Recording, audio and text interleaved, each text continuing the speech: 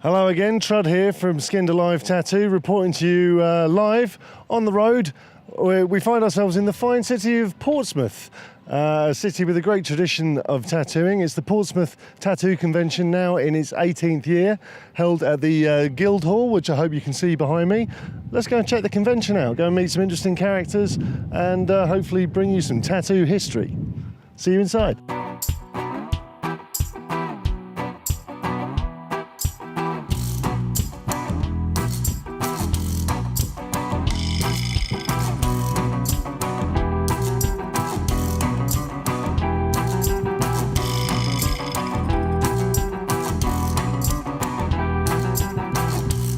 This is the 18th year.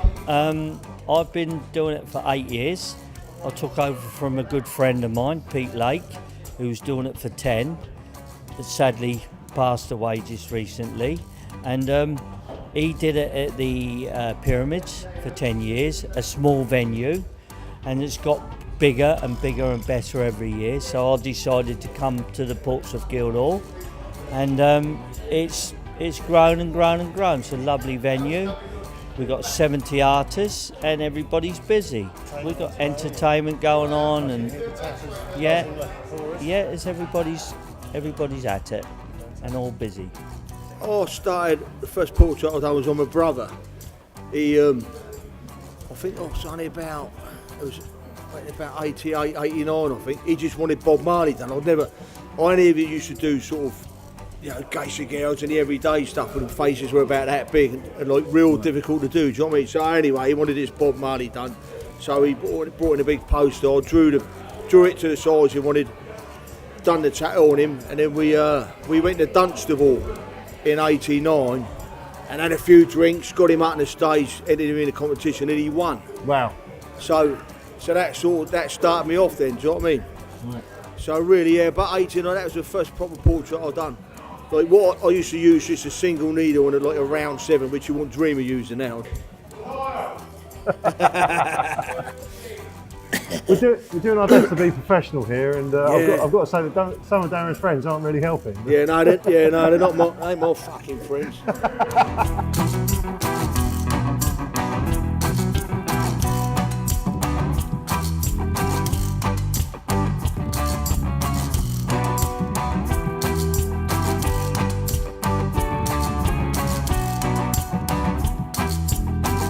Years now. 10 years. Yeah. Right. Well, I was tattooing, and I wasn't happy with what I was using, and just figured I could do a better job. Started making a few parts to improve the machines. Eventually, reverse engineered a complete machine. Started making all the parts myself, and produced my own product. I do machine building courses. It's been a subject of an article in a trade magazine a while back, and I've had people come from all over the world to build a machine with me. I do a day course. It's not cheap, but it gives professional artists the opportunity to build their own machine and find out exactly what it entails. And it's not me building a machine while they look over my shoulder. It's hands-on, so all the stuff you forgot in metalwork or didn't do because you were booted out, that basically, I'll show you all that again, Yeah, my name's Jez Camber Custom Tattoo Machines, and www.cambercustom.com. My grandfather had a stuffed squirrel and a stuffed bat. So he gave my dad the stuffed bat to take into the... So that's where where the bat comes from? Yeah, but he took it into school for a project.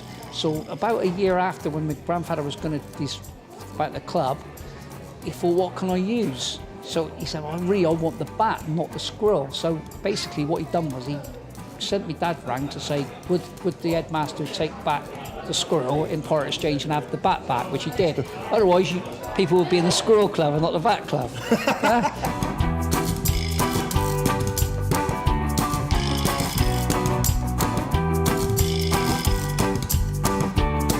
I started in the Arches in '76, and I trained under Ron Ackers. He was my mentor, and it was fun times, fun times. Sailors then used to get paid on a Friday every week. So they'd come out of work on a Friday, straight in the boozer. Pubs used to shut at 4 o'clock, straight in the tattoo shop. Every Friday, Saturday, you'd be busy all day, all night with the sailors. And then the money would be gone by the end of the week. And then you have to wait till the next weekend for them to come back.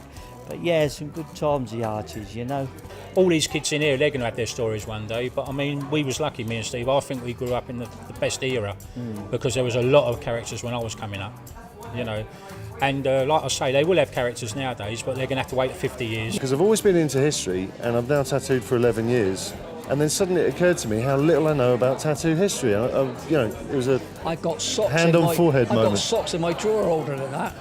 11 I years. bet you have, I know. 11 years. You're making me feel young, it's great. This is all Steve Willett's in Portsmouth.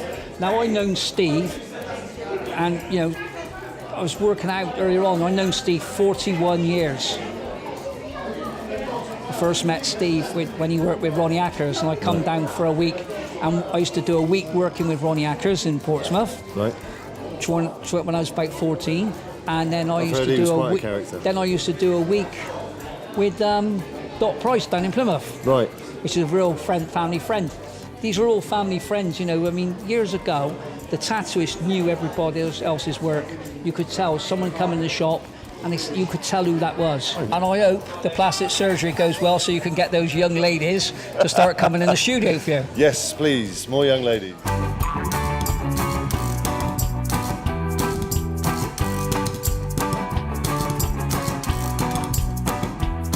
But I just love being around it, and I love talking to guys like Steve and yourself and looking at old designs and things.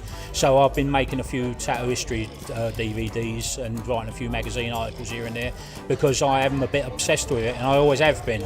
The first conventions I ever went to, it was only about 60 people, and it was the same 60 people at the next one. Yeah. You know, now there's thousands of them, thousands. You know, it's like football matches now.